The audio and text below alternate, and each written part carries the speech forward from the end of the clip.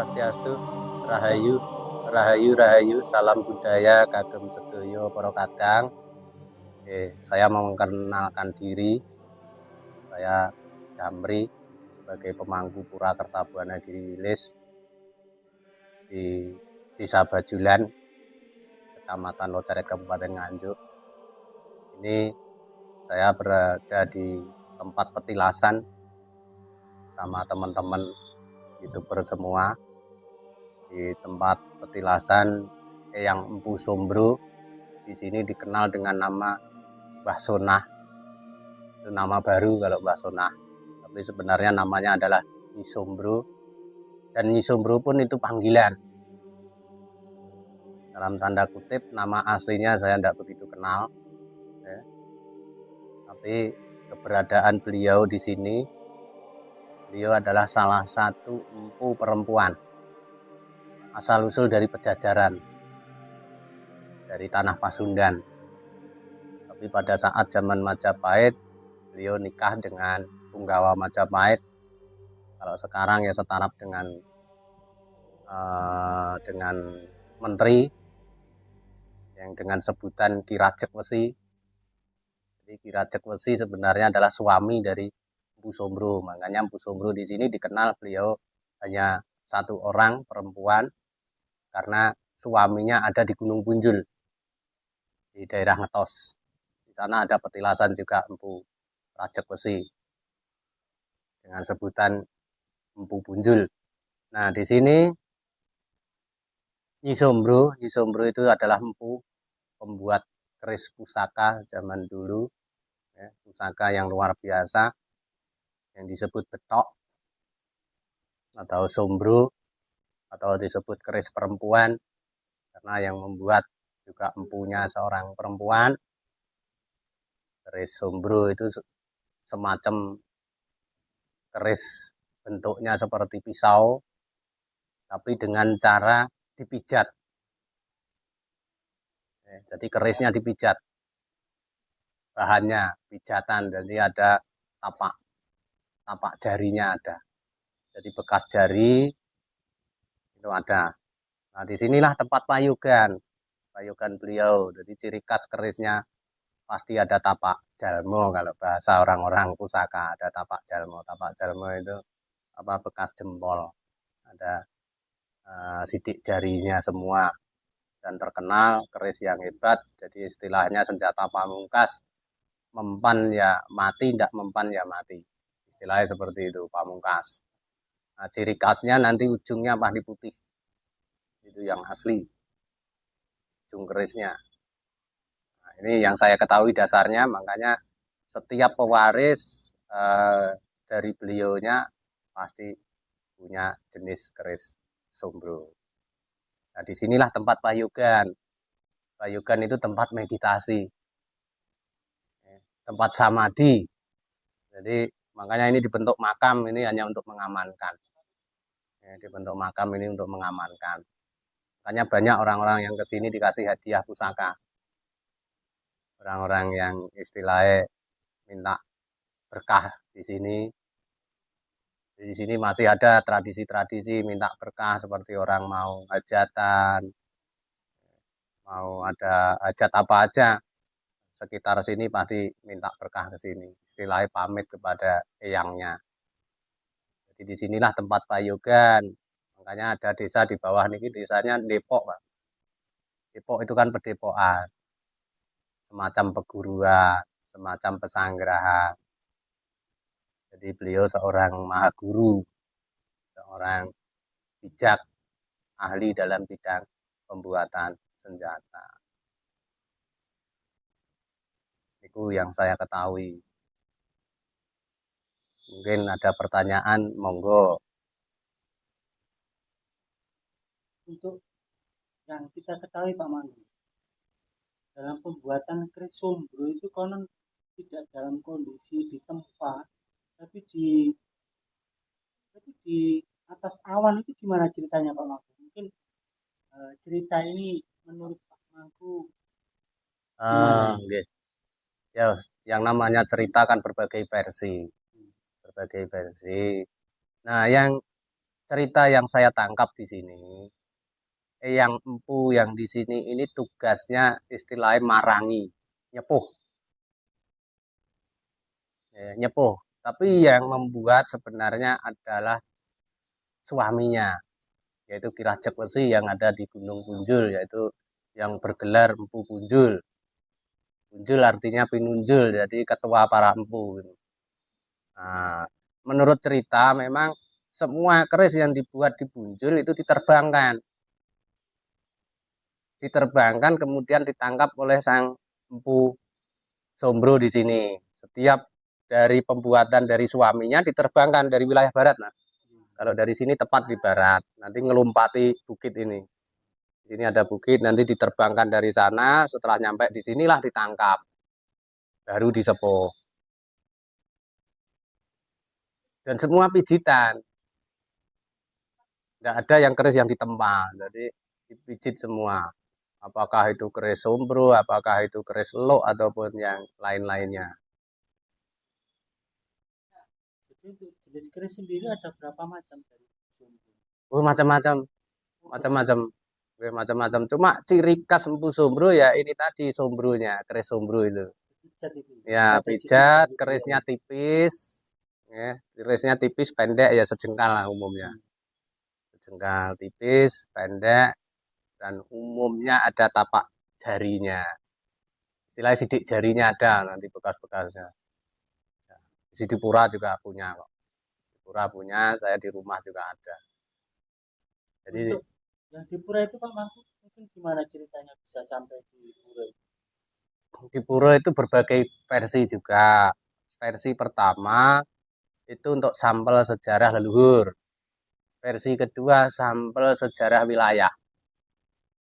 Nah, sejarah leluhur itu diberikan oleh pewaris-pewaris leluhur dari leluhur saya, termasuk dari kakek dan apa namanya selevel kakek yang disebut pusaka Medang Kawitan.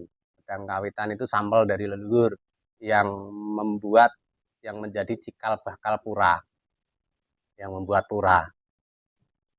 Itu ada, nah sampel alam dari alam itu diberikan oleh Eyang Semar yang satu, yang lainnya dari para resi yang ada di Gunung Wilis, di pertapaan-pertapaan dengan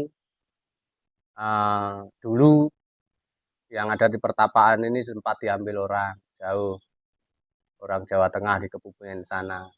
Tapi berkat petunjuk beliau dari sang resi inilah beliau dituntun ke sini harus menyerahkan keris pusaka yang dulu diambil di Gunung Wilis. Ini sampel alam. Jadi dari Kebumen dikembalikan ke Nganjuk sini Ya, Pak?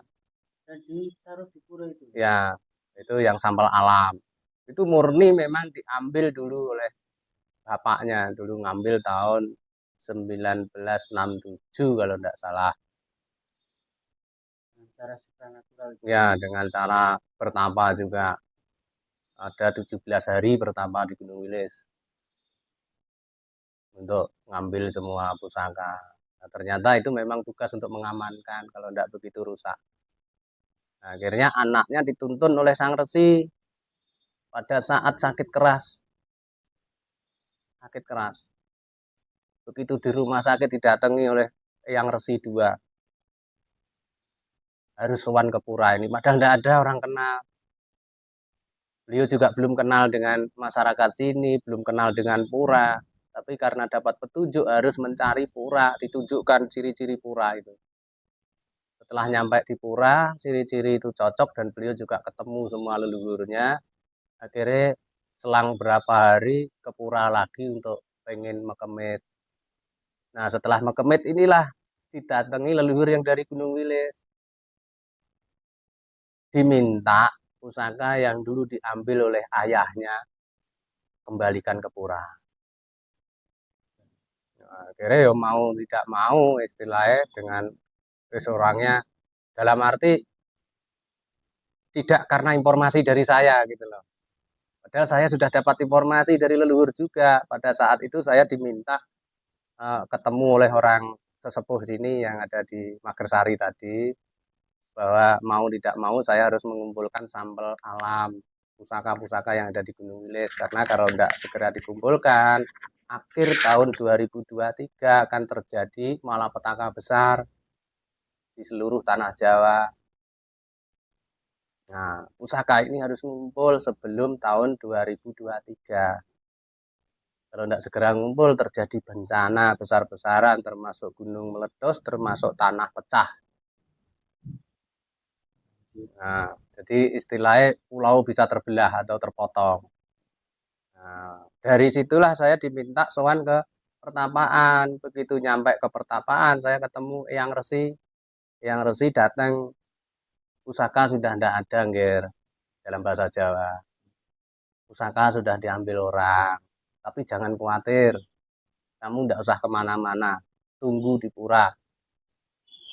Nanti yang ngambil saya jemput. Berarti sebelum kedatangan keris Ibu Sumbu itu dikembalikan, memang Pak Mangku sudah mendapat petunjuk dari Eyang sendiri. Nggih, yang Eyang Resi, Resi. yang di Gunung Wilis, Resi Anom, Resi Markandia. Jadi karena di Gunung Wilis juga banyak resi, tidak hanya satu. Karena era dulu, dulu kan era kan juga panjang. Berganti. Ada era Majapahit, ada era Kediri, ada era Kauripan dan sebelumnya Masih berkelanjutan. berkelanjutan. Nah, ya itulah petunjuk, saya menerima petunjuk, tidak selang lama ternyata yang janji dari beliau Sang Resi membawakan pusaka beserta orang yang dulu mengambil. Dibawa ke pura, ternyata benar. Orangnya datang karena atas petunjuk, diajak oleh Yang Resi. Tapi beliau juga sangat senang dengan bisa menemukan pura, dengan bisa mengembalikan pusaka yang dari Gunung Wilis ke Gunung Wilis, artinya di pura. Ini sangat luar biasa senangnya. Luar biasa, beliau sangat bahagia di akhir hidupnya. Setelah menyerahkan pusaka semua, beliau meninggal. Dari yang mengambil. Ya, jadi pada saat akhir, karena sudah, ini kan suatu yang luar biasa. Kalau tidak cepat, mungkin mungkin apa, telat 1 minggu aja kan udah enggak. Ibaratnya enaknya kita ngomong setelah bisa nyaur utang, beliau meninggal. Itu meninggal sudah tidak ada Sudah beban. tidak beban. Nah, akhirnya sampai sekarang anak-anaknya, saudara apa, anak-anaknya, keluarganya selalu ke pura. Sering nanya ke sini. Apakah orang Hindu juga? Dulu itu campur, satu keluarga ini ada Muslim, ada Kristen, ada Buddha, satu keluarga besar, nggih. Nah, sekarang yang sering ke sini sudah Sudiwadani, jadi menjadi bibit di wilayah sana dan bercita-cita juga untuk mendirikan pura. Ini kan cita-cita luhur, tapi benar-benar memang berasal dari leluhur, atas bimbingan leluhur. Tinggal bagaimana mengimplementasikan actionnya biar tepat situasi, kondisi, ruang dan waktunya. Yang sulit kan menempatkan ini momen yang pas. Karena kondisi hari ini kan memang belum pas, memang. Masih persiapan. Sudah ada persiapan, tapi untuk menunjukkan itu kan seperti belum. Nah, termasuk pura yang saya kelola ini kan juga atas dukungan dari Eyang Sombro ini. Gimana ceritanya itu? Ceritanya panjang lebar. Panjang lebar dalam arti begini, pada saat tahun 1990, Eyang Sombro ini pamit untuk mencari jago. Artinya mencari utusan ke tanah suci, tanah putih. Tanah putih apa? Bali. Nah, akhirnya dengan adanya beliau mencari jago di tanah Bali, bermuncullah orang-orang Bali hadir di sini. hadir di desa ini, termasuk kerja di Kabupaten Nganjuk. Akhirnya kenal dengan masyarakat Parisada Hindu Desa Bajulan Kabupaten Nganjuk ini. Nah, dari situ kan berkembang sedikit-sedikit. Awalnya juga orang biasa, dalam arti orang Bali dibawa ke sini, akhirnya bisa membuat informasi. Masyarakat sini dikenal banyak. Zaman dulu, zaman tahun 90-an kan informasi sulit, tidak seperti sekarang, banyak media sosial dan lain sebagainya. Nah, dari situ akhirnya berkembang, ada pejabat-pejabat dari Bali yang datang, termasuk Pak Kapolresnya, Pak Nyoman Bratajaya dulu. Terus ada Pak Agung. Nah, dari situlah ada pembangunan. Yang awalnya sanggar titik, Pak Mangun. Oke, yang awalnya rumah biasa untuk sanggar namanya. Hanya tempat untuk pertemuan, untuk sembahyang bersama. Sekarang jadi pura. Dan berjalan seperti saya ceritakan tadi, waktu upacara aja yang nyampu ini ngirim pasukan yang berbentuk kucing. Nah, ini dari sini. Apalagi sekarang tahun kemarin ini saya ke sini juga sowan ke beliau karena pura sudah jadi. Saya minta kepada beliau untuk ada fasilitas penunjang dari Pandapura. Apa fasilitas penunjang? Ada tempat parkir, tempat menginap. Nah, selang tidak lama saya ditawari tanah di bawah nih. Dan ketepatan tanah itu dulu milik Yang Empu. Dulu Tanah pekarangan beliau. sawah dan dekat dengan hutan. Ini sudah proses mau saya bangun untuk tempat parkir, tempat menginap supaya teman-teman, saudara-saudara dari wilayah lain yang pengen tanggil ke pura bisa aman, nyaman untuk melaksanakan sembahyang atau puja bakti di sana. Oke Pak Mangun. Untuk pembelian tanah itu kan jelas butuh dana ya, apalagi dengan tanah di sini. Itu gimana Pak Mangun prosesnya? Cuman minta aja kok terus. Itu gimana ya? Saya tak coba nanti minta. Nah, itulah prosesnya ya luar biasa. Jadi yang paling penting itu berani topo. Topo niku noto apa-apa. Apa-apa ditoto dengan penuh pengendalian diri, artinya teratur gitu loh. Jadi memang benar. Dulu pada saat saya minta pun saya tidak punya dana. Pura tidak ada kas. Oke, saya hanya punya kas itu berbentuk sapi 3. Itu pun berasal dari kambing yang diberikan oleh Kahitel, kerohanian Hindu Telkom. Jadi dikasih kambing 2, yang satu mati, yang satu berkembang. Akhirnya saya rawat ke umat, berkembang, itu sudah banyak yang saya jual, termasuk kambing-kambingnya. Akhirnya jadi 3. Jadi 3 ini saya kumpulkan utuh mendapat uang 40 juta. Jadi hanya punya kas 40 juta dari awal dari kambing jadi sapi.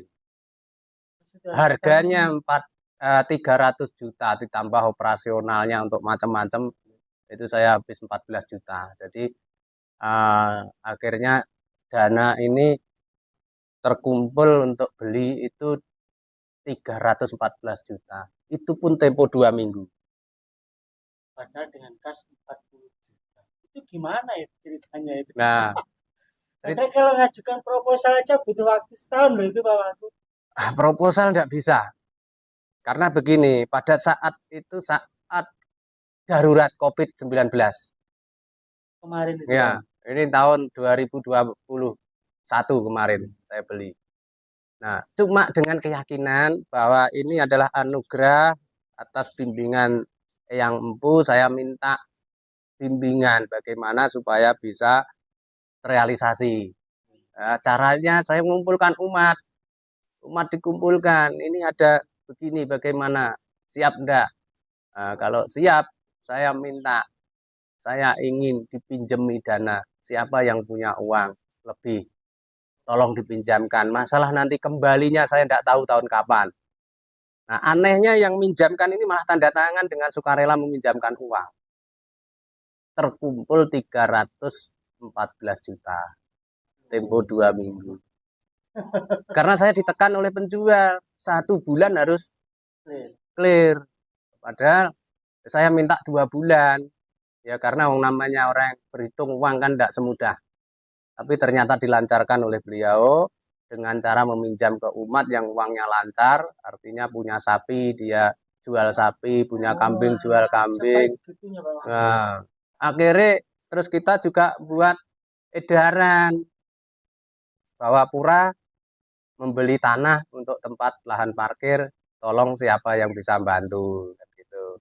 Akhirnya terus mengalir ya, sampai ini tadi orang yang membawakan pusaka dari Kebumen ini nyumbangnya luar biasa itu, kalau tidak salah 130 juta atau berapa ini uangnya. Sambil sakit itu masih mikirkan ikut berpunia. Sekali ngirim 10 juta, 5 juta tiap minggu, kadang tiap hari. Nah, akhirnya itu bisa terselesaikan atas kumpulan dana dari semua donatur, termasuk dari pasca longsor itu dari BUMN, Paguyuban BUMN Jawa Timur juga ikut membantu. Oke, terima kasih Paguyuban BUMN, biar nanti yang tahu kontennya. Oke, jadi dari pasca bencana saya bisa membuat rehab Pura selesai atas dasar dibantu oleh Dirjen dan BUMN Paguyuban. Sampai bisa bayar hutang karena kurang 40 juta, Pak. Jadi dari 314 itu kurang 40 juta. Dari situlah saya minta keajaiban leluhur untuk memberikan jalan rezeki untuk bisa bayar hutang. Ternyata Puranya dibikin longsor. Dan dari longsor itu lah anugerah muncul gitu Bang. Oke. Gitu. Karena pasca Covid jadi sulit kita gali dana. Pada saat darurat untuk cari selamat, untuk cari hidup, tidak mungkin untuk mengutamakan bangunan. Dan itu. Pak Mangku, matur nuwun karena waktu dan kondisi, karena kita berada di lokasi pucuk gunung ini ya. Dan ini memang benar-benar di Payokan yang Sombro, Pak Mangku. Nggih. Nembah nuwun Pak Mangku. Nggih. Nggih. Matur nuwun, nggih, kurang lebihnya atas apa yang saya ucapkan karena keterbatasan saya, nggih, kurang lebihnya mohon maaf yang sebesar-besarnya. Yes, salam budaya, rahayu, rahayu, rahayu Sagung Dumadi, Om Santi, Santi, Santi.